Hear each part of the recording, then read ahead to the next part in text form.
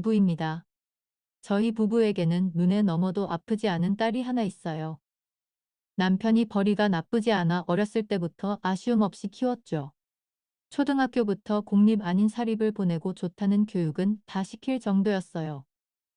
그러나 이런 부모의 마음을 아는지 모르는지 아이의 성적은 늘 보통보다 살짝 아래, 공부에 흥미를 보이는 것도 딱히 없어 보였습니다.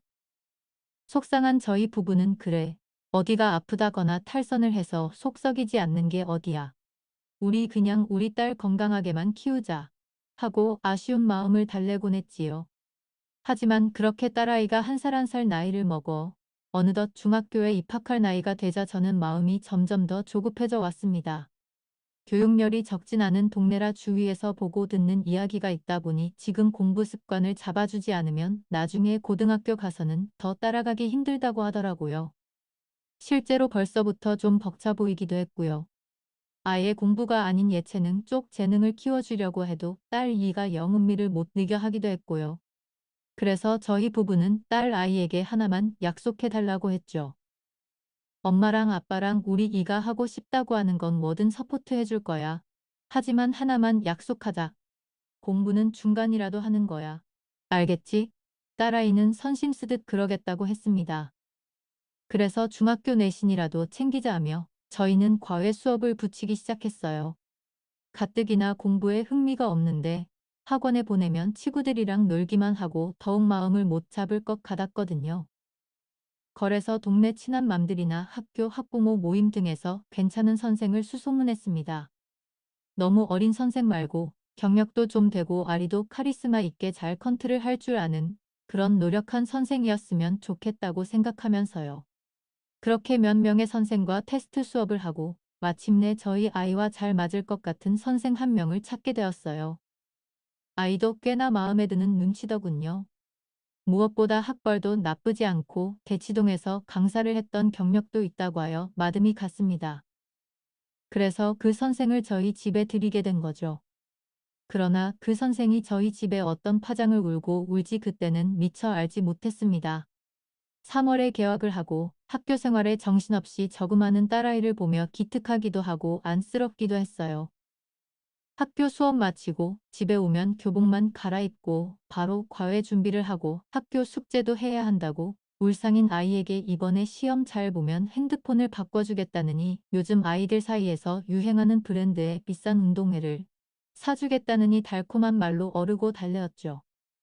과외 선생이 와서 아이와 수업하는 소리를 문 밖에서 살짝씩 엿들을 때면 그 선생도 우리 아이를 우쭈쭈 할 땐 우쭈쭈 해주면서도 휘어잡을 때는 확실히 휘어잡으며 수업을 잘 이끌어가고 있는 것 같더라고요.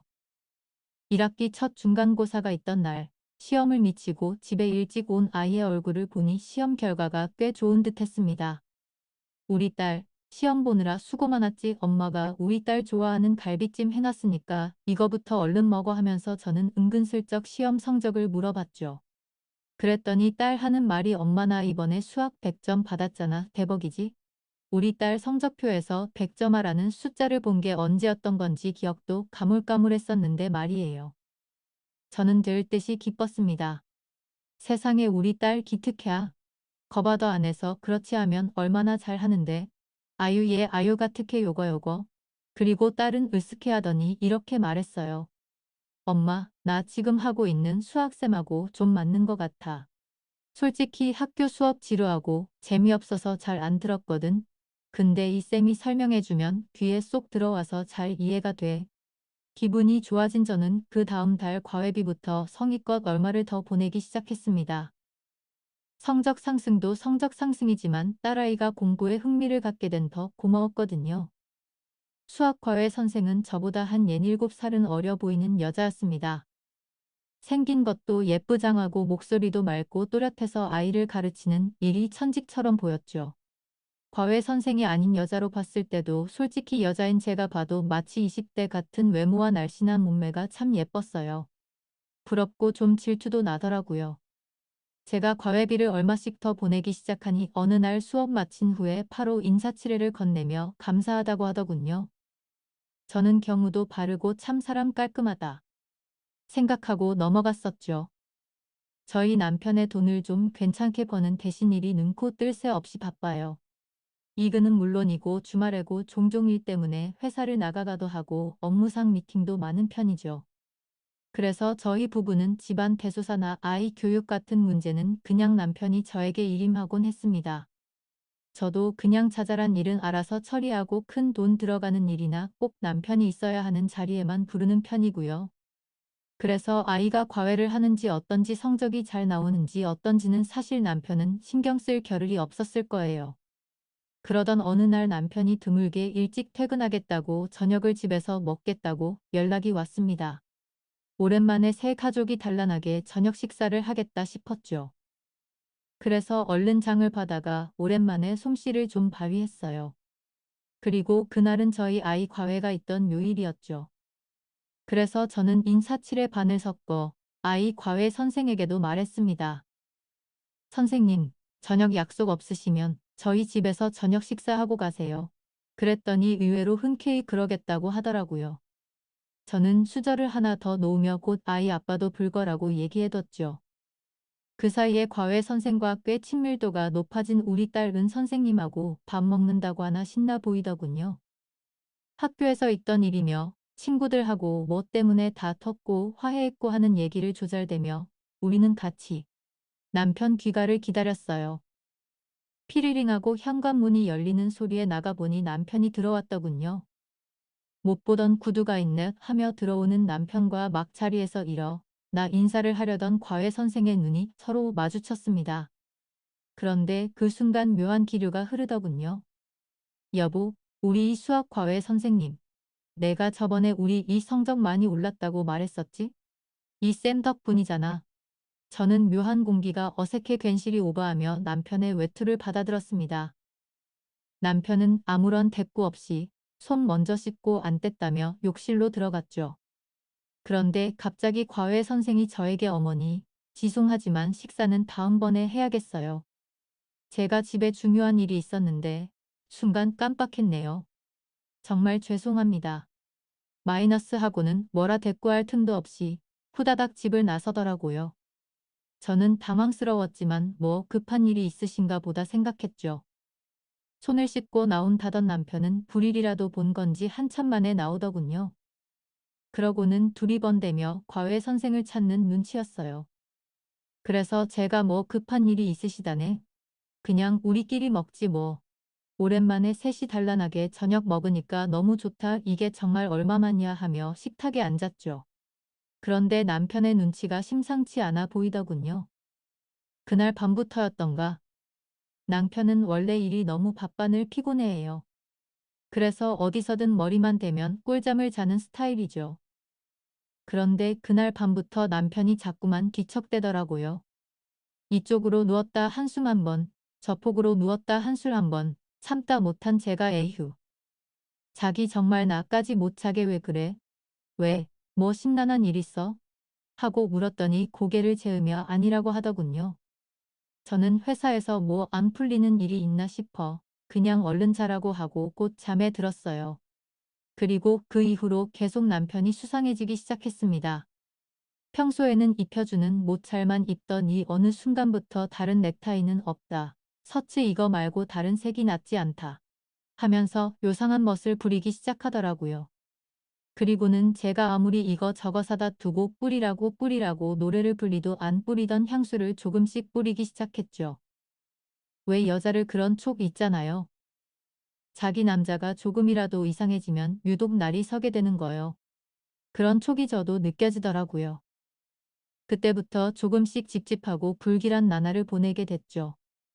하루는 남편 회사 근처에서 아는 친구와 점심 약속을 하게 되었습니다. 친구가 점심만 먹고 얼른 가 봐야 하는 일이 생겼다 길래 저도 잘됐다 싶어 남편 얼굴이나 보고 들어가야겠다고 생각하고 남편에게 연락을 했어요. 그런데 이상하게 계속 연락이 안 되더라고요. 평소에는 회의 들어가도 걔 회의 중이라는 문자를 남겨주곤 했는데 말이에요. 어느 날 이상한 분이 들어서 저는 커피를 사들고 남편 사무실에 살짝 들리봐야겠다 싶었습니다.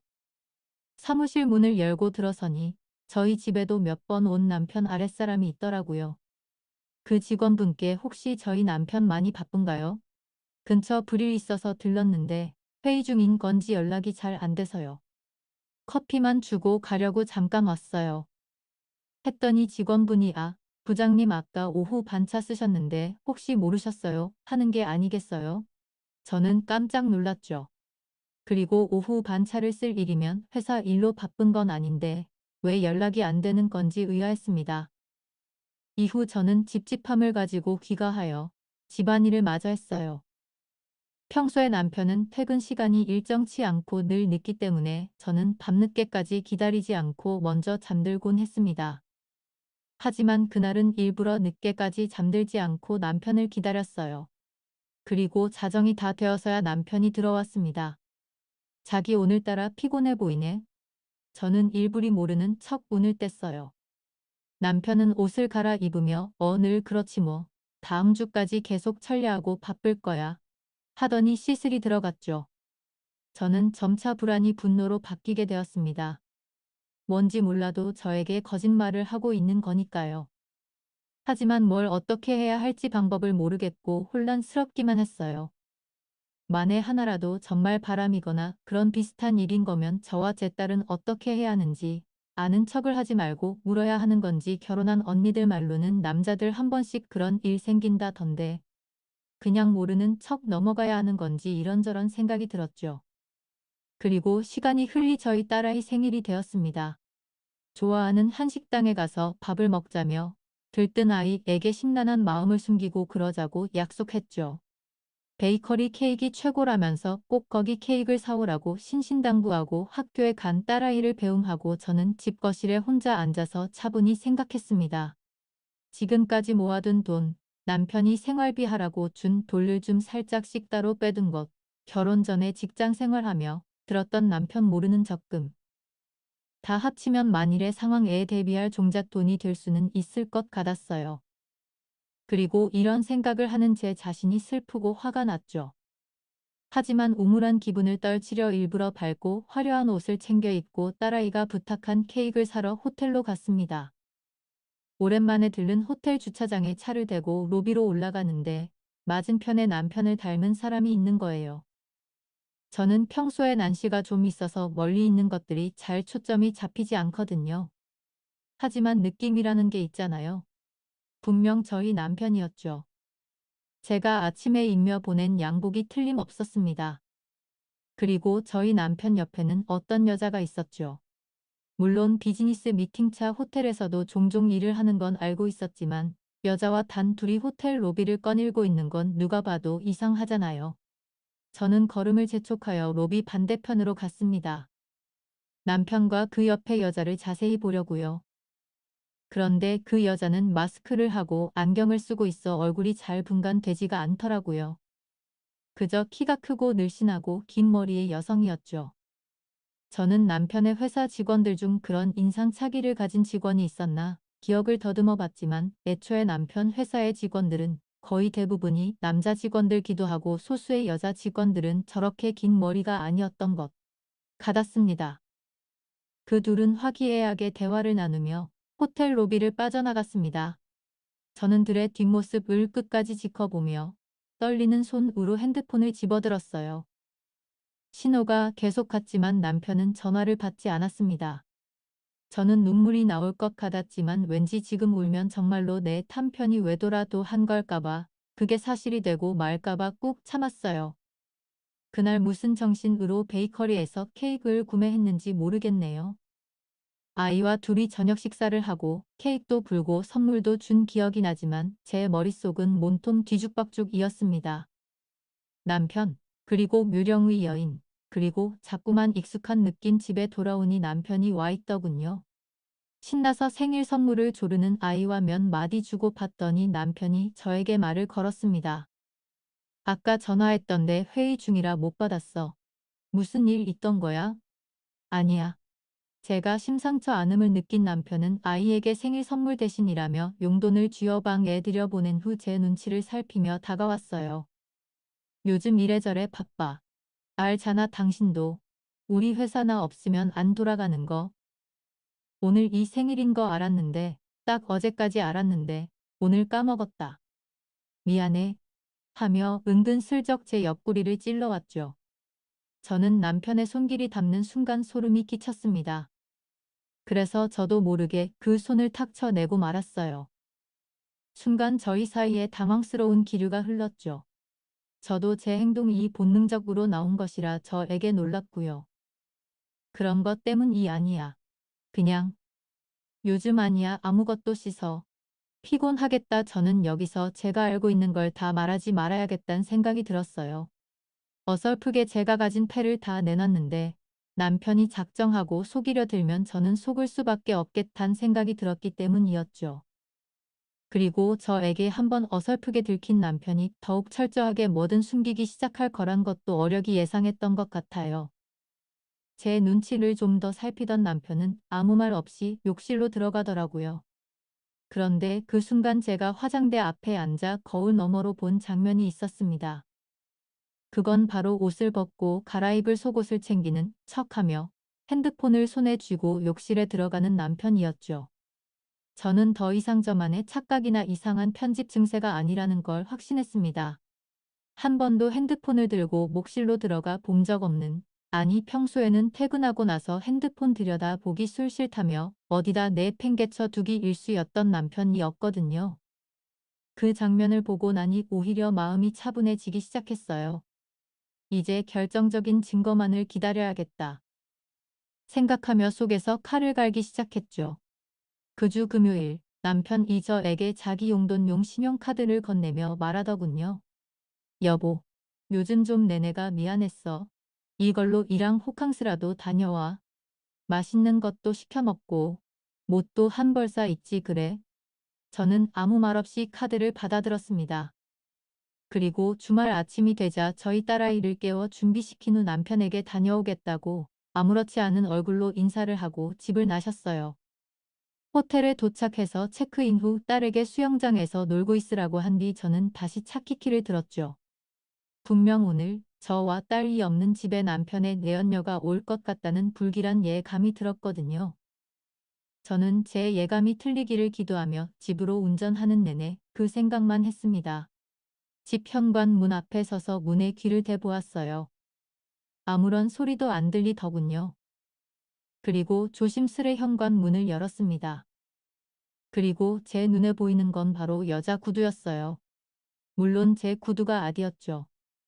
저는 몰 것이 오고야 말았구나 생각했습니다.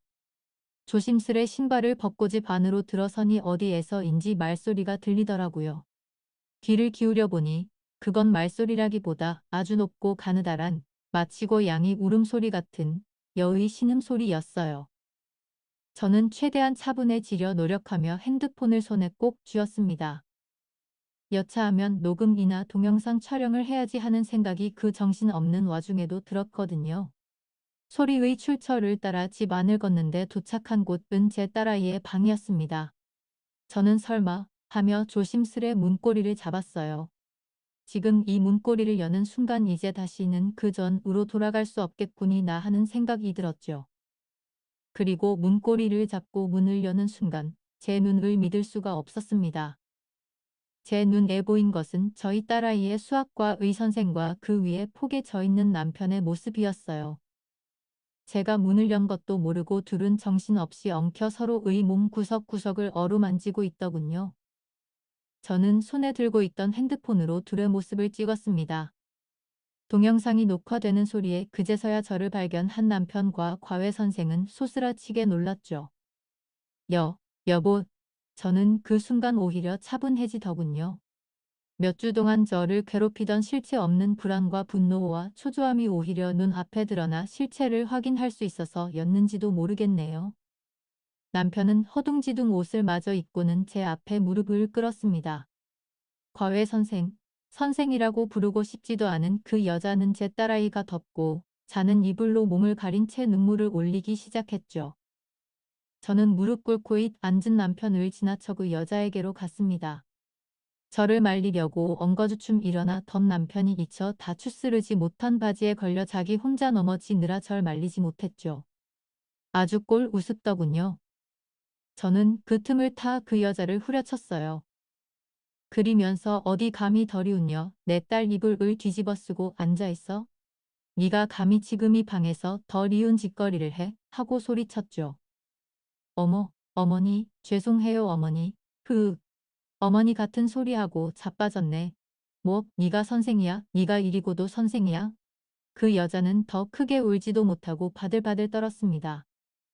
잠시 후 얼빠져 있던 남편이 정신을 차렸는지 달려와 저에게 호롱쳤어요. 당신 아무리 그래도 그렇지 이게 교양 없이 무슨 짓이야. 저는 황당해서 웃음이 다 나더군요. 교양괄 은 소리하고 있다. 지금 네가 무슨 짓을 어디서 했는지 나 알고 짚어리는 거야. 지금 네 딸 방에서 네 딸 가르치던 과외 선생하고 불륜하다. 마누라한테 딱 걸린 거야. 근데 뭐 터진 입이라고 교양이란 말을 해. 저는 이번엔 남의 머리통을 후려쳤죠. 남편은 할 말이 없었는지 가만히 맞고 있더군요. 그러더니 이번엔 그 여자가 저를 말렸습니다. 어머니 제발 이러지 마세요. 제가 나쁜 여이예요. 하면서 이제 아예 목 놓아 울더군요. 그 꼬라지를 보니 맥이 탁 풀리며 실소가 터져 나왔습니다. 아주 세상에 둘 그냥 드라마를 찍어라 드라마를 저도 모르게 꽉 물고 있던 입술에서 피가 나는 것을 느꼈습니다. 그 피를 보고 그제서야 울컥서럽더라고요. 한풀 기세가 꺾인 저를 확인하고 남편이 저를 침대 위에 앉혔습니다. 내 어디 그 더러운 손을 내 몸에 갖다 대는 거야. 잠깐만 내 말 좀 들어봐 여보. 남편은 사정하다시피 저에게 애걸복걸하며 한 번만 자기 말 좀 들어달라 그러더라고요. 그런데 그러면서 하는 말이 더 가관이 없습니다. 알고 보니 남편과 과외 선생은 대학 선후배 사이였다고 하더라고요. 남편이 복학하고 늦깎이 졸업생일 때 막 신입생으로 들어온 과외 선생을 보고 첫눈에 사랑에 빠졌다나 뭐라나. 하지만 그때까지만 해도 별 불일 없던 늑다리 한량 남편과 달리 여자는 교육자 집안 의고명딸이자 수학교육과의 공식 킹카였다고 하더라고요. 그렇게 여자 집안의 반대를 무릅쓰고 짧지 않은 연애를 하던 둘은 누가 봐도 부러운 풋풋한 캠퍼스 귀풀이었대요. 그런데 어느 날 갑자기 여자의 아버지가 쓰러져 돌아가게 됐고 나쁜 일은 한꺼번에 닥친다더니 아버지 장례 절차를 채 마치기도 전에 보증을 잘못 선 어머니 때문에 빚쟁이들이 장례식장에 쳐들어와 난리도 그런 난리가 없었다고 했습니다. 그리고 여자는 여기저기 친척들에게 돈을 빌려서 그 빚을 해결하느라 그 이후로는 학교도 제대로 못 나오게 된 것었죠.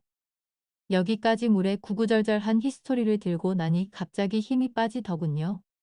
마치 둘의 애절한 사랑에 제가 방해꾼이 된 기분마저 들었어요. 도대체 사랑이 뭐라고 그 어릴 적에 잠깐 만난 풋사랑이 뭐라고 와이프며 아이까지 안 보일 정도로 눈이 횟가닥 도는 건지 싶더라고요.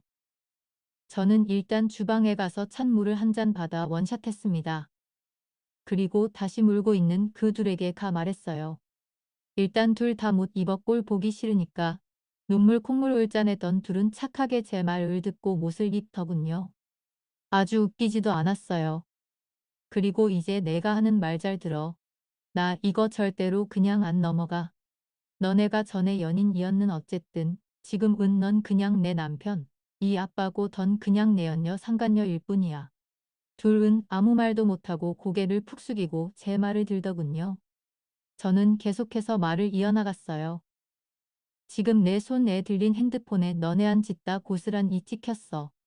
더는 이 동네 사교육계 얼마나 좁은지도 알지. 앞으로 밥줄 영원히 끊기게 할 수 있어다. 내 말 알아들어?